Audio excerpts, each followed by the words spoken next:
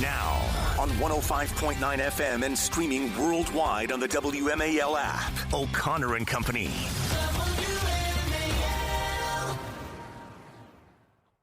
It's 5:07 in your nation's capital. Thanks for tuning in to O'Connor and Company as we wrap up this week and wait for the sun to come up so we can see all the damage from last night's insane storms. We'll my goodness.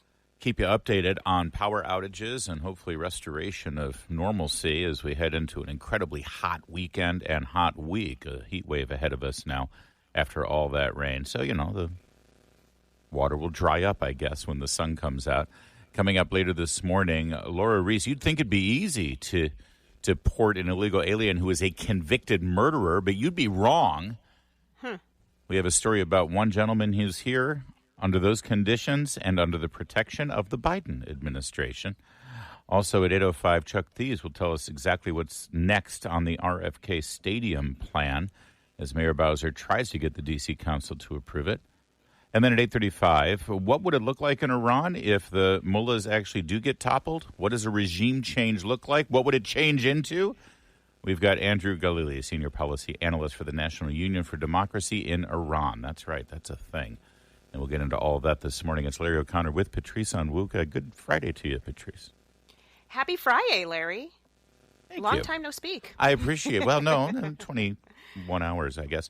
But boy, what a storm. You just heard John Matthews give you an update on all of the power outages, and you can count me as one of them. We lost our power, still have our power out.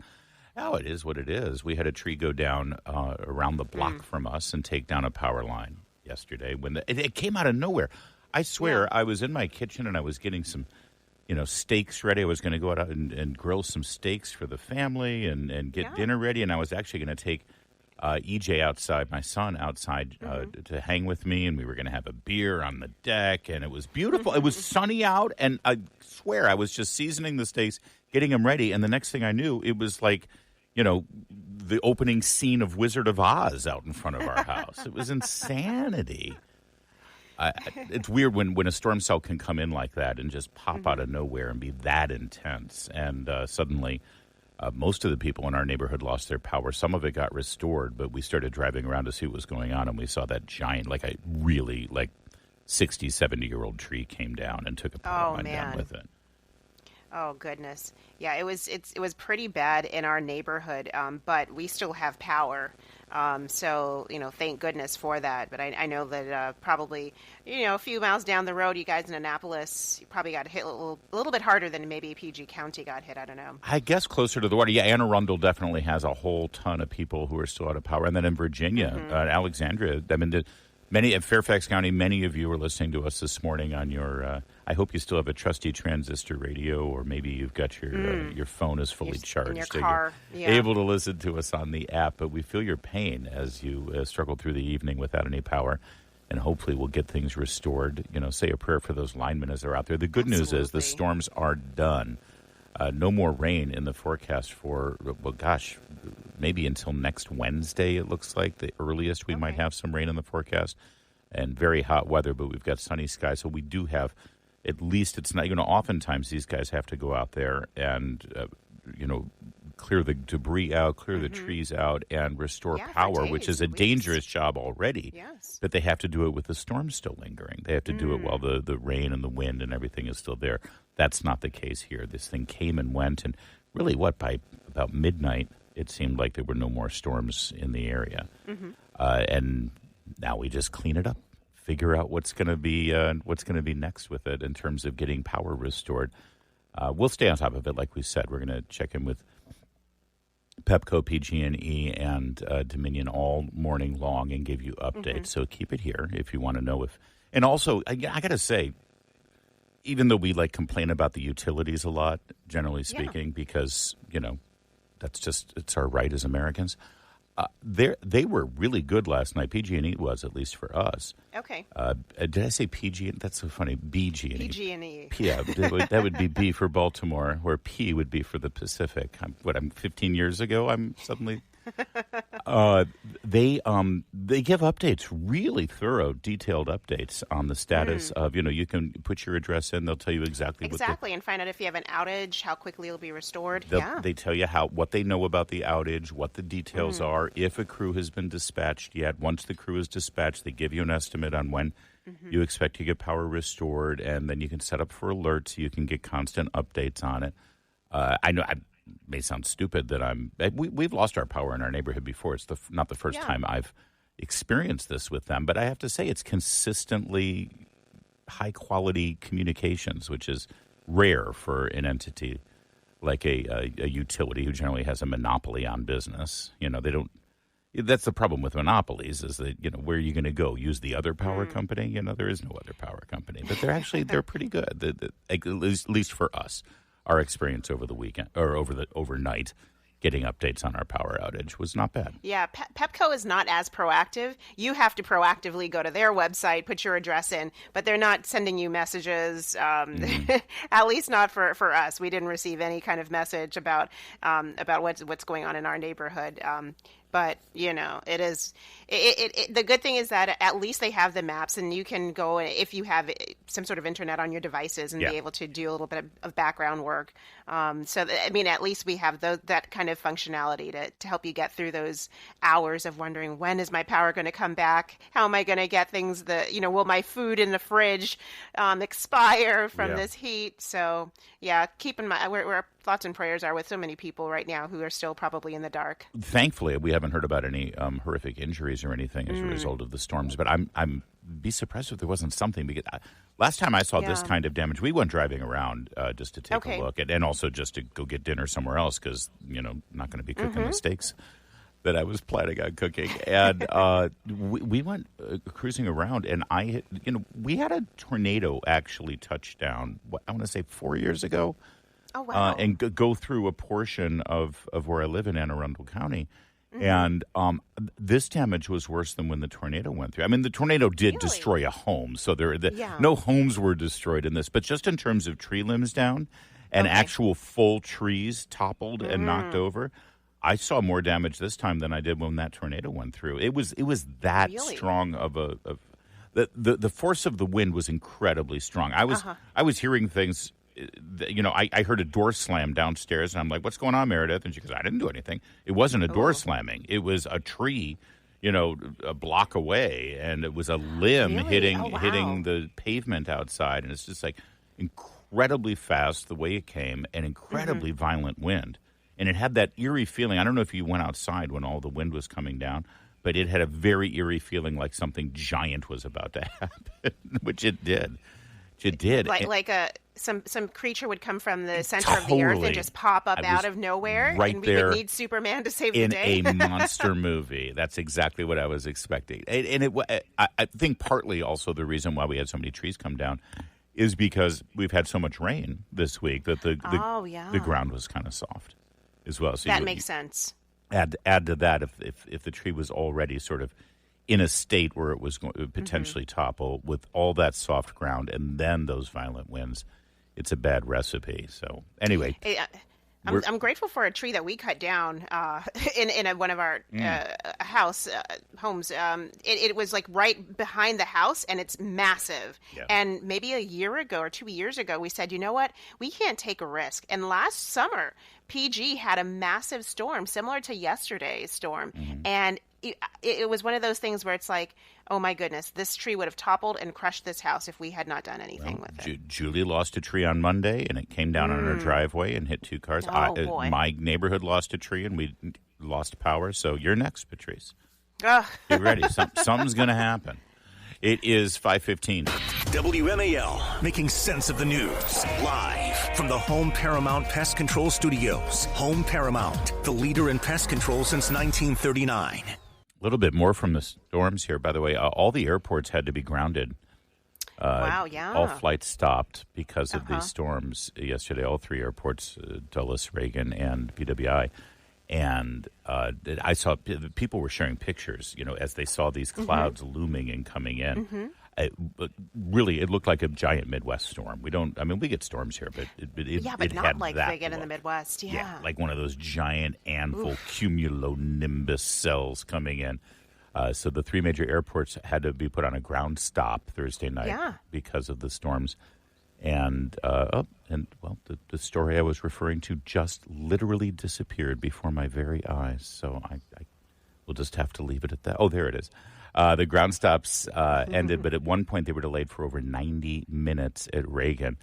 Flights at BWI only got about a 10 or 15-minute delay on average. 6-minute delays. And Dulles was back up after an hour. So BWI had the least of the problems there. Reagan had the most of the problems. And then probably because of the size of the storm and the way it moved and shifted. Yeah. Probably a little further south of Baltimore. Yep, and hugging the coast a little bit more. It moved across the region in like a 2-hour span. Winds near Reagan reached 60 miles an hour. Oof. And in Montgomery County, Maryland, they had a lot of downed wires. Multiple trees fell on vehicles, dozens of homes. One tree fell on a truck, and it burst into flames. Fire department had to come out. Our old friend Jimmy Alexander, who used to work down the hall here at Mix 107.3, it was like a block away from him. So he ran out with his phone and he's a reporter in his heart, right?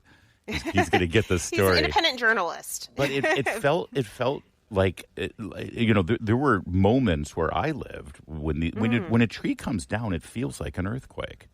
Yeah, it does. It feels like there's something bigger than just it, and the sound of it is just insane. You don't used to it. That's the old thing. What happens if a tree falls in the forest and no one's there to hear it? Well, everyone's going to hear it. There's always someone to hear a tree falling down. The animals certainly hear it. Exactly. And hopefully they get out of the way before they get crushed. I'm reading.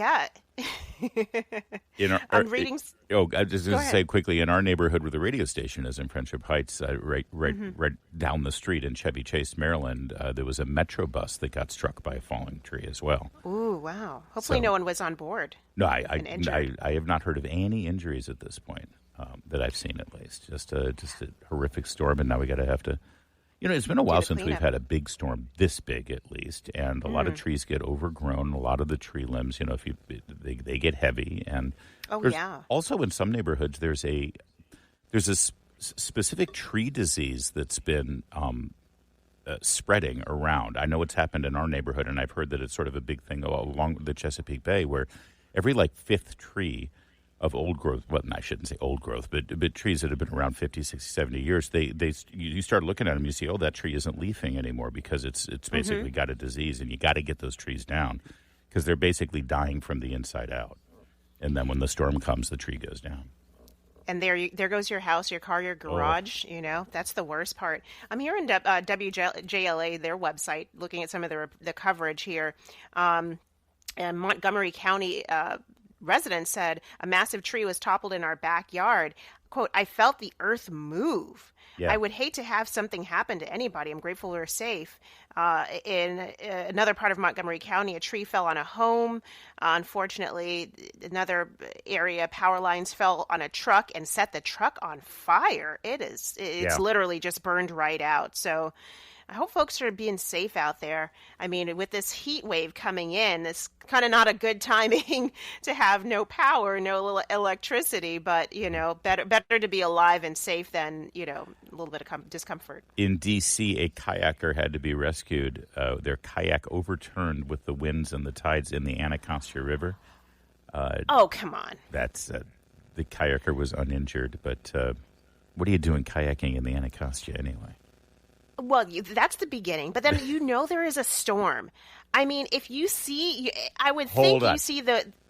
I'm going to give him a break. I mean, you're out. It was beautiful. It was beautiful out there. It didn't look like that. And I'm sorry, you start to see the storm coming. You're in a kayak. It's not like you could put your foot on the gas. It's like you've only got your arms. Well, you can't ease back over to one side and at least kind of wait it out along the shore. Maybe he was trying to get back to the dock. I mean, the marina where he rented didn't the work kayak. out too well for him. Either that or he could have been some gonzo dude just trying to ride the storm and get a viral That's, I moment. think, what it is. All right, we'll keep an eye on that. Stay safe. It's 5:22. All right. So Gavin Newsom is going to Gavin Newsom, and you wouldn't believe what he was doing yesterday.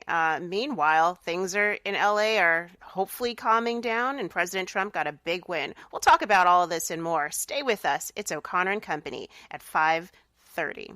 WMAL-FM Woodbridge, Washington, a Cumulus media station. Making sense of the news. News Talk 105.9. News now. Now on 105.9 FM and streaming worldwide on the WMAL app. O'Connor and Company.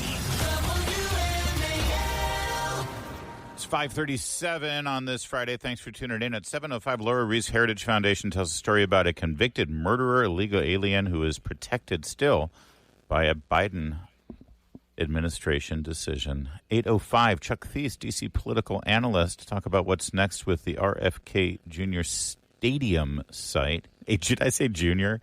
Sorry, the RFK site. He hasn't taken charge of that yet. 8:35, Andrew Galili from the National Union for Democracy in Iran. Can we have democracy in Iran? Well, Andrew will make the case. That's coming up later. It's Larry O'Connor with Patrice Onwuka. Morgan, Patrice. Happy Friday, Larry, and everybody. It is. It's a happy Friday for the Trump administration and not a very happy Friday for Gavin Newsom. A couple of bad stories in the news cycle for Gavin Newsom. Worst case was the Ninth Circuit Court of Appeals, as expected. But I don't think everyone expected a unanimous decision, but I guess they should have, since the Constitution was on the side of Donald Trump. But unanimously, the judges determined in the Ninth Circuit that, of course, the President of the United States and the Commander-in-Chief has every constitutional right to direct the National Guard, especially for the purposes of protecting federal employees, federal law enforcement officers who were under attack in the riots of Los Angeles, and federal facilities and buildings and properties. It's a no-brainer. I'm sure California will spend more of their taxpayer dollars on trying to appeal this all the way up to the Supreme Court. I don't think SCOTUS would even hear. They won't even hear it. There's no controversy here. It's 100%. Well, listen, so let me read you a little bit of the opinion. 38-page decision, excuse me. We emphasize, however, that our decision addresses only the facts before us, and although we hold that the president likely has authority to federalize the National Guard, nothing in our decision addresses the nature of the activities in which the federalized National Guard may engage. So they're saying we're not going to wade into whether or not the president should be utilizing the National Guard for this specific issue. They're just saying he has the authority to do so. And so I think that undercuts Gavin Newsom's criticism, that undercuts Karen Bass, and all of the Democrats who've been using this line, the president is using his king authority. No, it's his presidential authority. Oh, if anybody was a king in this scenario, it was Newsom. Newsom's the one who's demonstrated that he's an authoritarian monarch who makes decisions about people's lives from Sacramento that affects them. Like, you can't go to a worship service because of COVID-19. You have to get a shot because of COVID-19. You have to show your vaccination card before you go to a public facility like a restaurant because of COVID-19. Kids can't play in a skateboard park on the beach because of COVID. I mean, on and on and on. Yeah. And by determining that in some way he is in charge of a United States military branch that happens to be designated for the use of California, the state of California, but it's still the United States National Guard. They're not wearing uniform of Gavin Newsom's state of California. They're wearing the uniform the United States Army, and Donald Trump is still the commander-in-chief as the duly elected president of the United States. That's the worst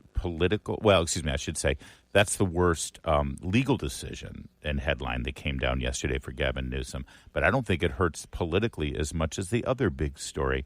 You'll remember during the pandemic when none of us could, go to a restaurant or go socialize or go to Thanksgiving or church or school.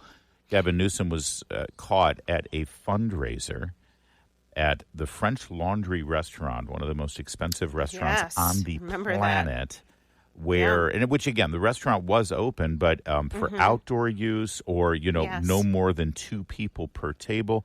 He was at a private fundraiser where he was sitting shoulder to shoulder, elbow to elbow, without any face masks, indoors at a restaurant while the rest of the state was suffering. That was a huge political blow for him. He's even admitted that it was a boneheaded mistake.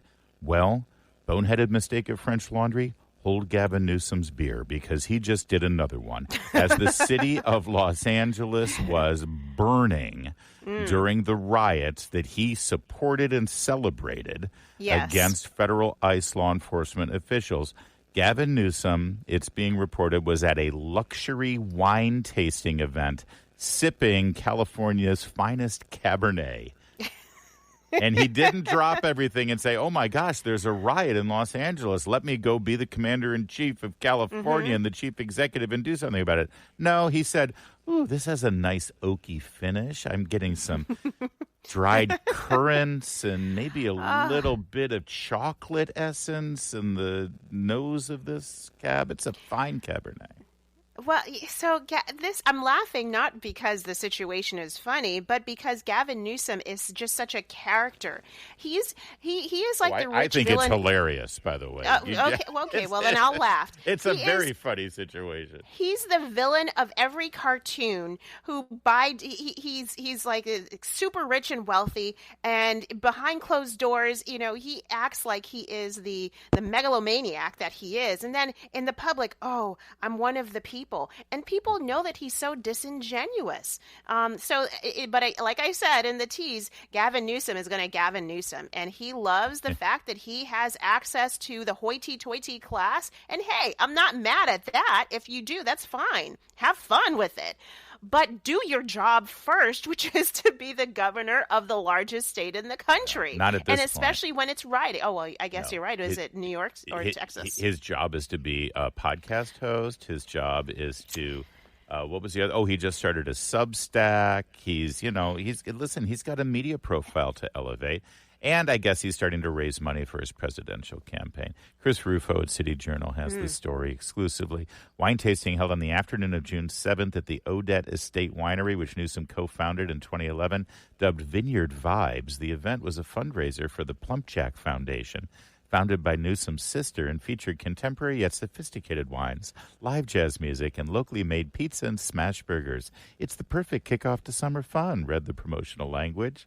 And Newsom was there, and he never left to handle the state's business while L.A. was burning. That's the man who wants to be your president. Vote accordingly. It's 544. Later this morning in the Chris Plante Show, it's funny how the Democrat Party sees conflict and war in the world, and they immediately decide that the bad guy is the United States. 9 a.m. on WMAL. Miranda Devine had a great story yesterday in the New York Post. She's, of course, the reporter who first exposed the Hunter Biden laptop story. Yes. That the rest of the mainstream media said was fake, false, disinformation, propaganda. It got censored by social media. And, of course, it was true. Where is Miranda Devine's Pulitzer Prize, by the way? I think it needs to be wrested from the hands of some of those reporters who won Jake for... Tapper. Yeah, exactly. Or at the very least, where's the apology? But no, that never comes. So now she's got another one. This is from a FBI email that has now been unclassified. Internal FBI emails reveal that rogue agents and prosecutors in the Biden DOJ were looking for ways to pile on new criminal charges against Donald Trump over the January 6th Capitol riot, this time over his involvement with the J6 prisoner choir, based on a single partisan news article. The 2023 emails obtained by Senate Judiciary Committee Chairman Chuck Grassley and revealed exclusively to the Post are an example of the nitpicking malice of anti-Trump lawfare and tainted special counsel Jack Smith. Here's a quote from one of the emails. Can we do some work to nail down Trump's role in this, writes prosecutor J.P. Cooney to his colleagues. This is in March of 23 when the all-out effort was there to try to imprison Donald Trump to keep him from being able to run for president. The subject line was J6 prisoner choir DJT with an attached article from Forbes. Now, and by the way, this is often the case, as we've seen with the FBI and the DOJ, is that they see an article And then the article ends up being the tipping point for them to do an investigation. And when people follow up and say, okay, how did you start this investigation? Well, there was something reported in the news. But oftentimes, that news article was based on a leak from the very FBI and Justice Department or from the government. Virtually like a plant. Right. So they leak something to the media that is little more than a rumor. The media runs with it. Then they see the article and they say, well, it's out there in the news. Now we have a legitimate reason to investigate it. When they created the news article in the first place. All right, so let me get back to this. The article was Trump collaborates on song with January 6 defendants. I kid you not. According to the Forbes article, Trump recorded the Pledge of Allegiance at Mar-a-Lago, and Kash Patel, now the FBI director, and Ed Henry, a former Fox News host, were involved. The profits are routed to an LLC run by Ed Henry, and proceeds are intended for families of incarcerated J6 defendants. So they wanted to investigate him over that. They wanted to find a crime in that they were raising money. Yeah,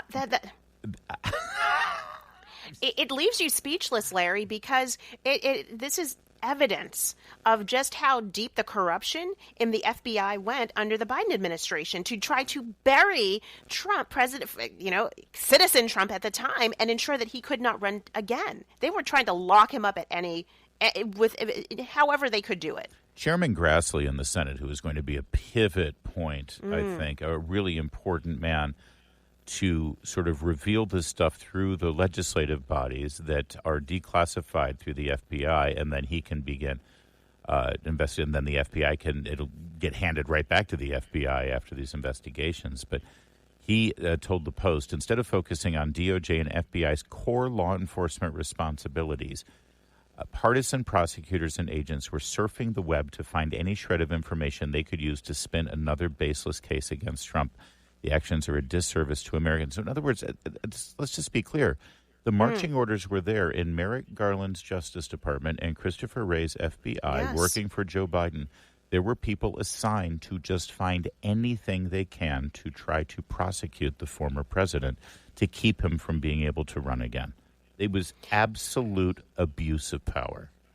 And when you look at some of the names that were part of this investigation, so this email was forwarded to a bunch of other DOJ staff, including notorious anti-Trump FBI special agent Walter Giardina. He's been involved with Operation Crossfire Hurricane, the debunked Russia collusion investigation. He was involved with Mueller's investigation. He was involved in the Hillary Clinton email case. This guy has been a zealot to get against everyone in the Trump orbit and President Trump himself. So it's like a cast of shady characters who time and time again are just looking, let's get Trump and his allies however we can. Yeah, I eagerly await results of these declassified emails and ongoing investigations that we are told are happening under the guidance of Kash Patel and Deputy Director Bongino. It's 5:52.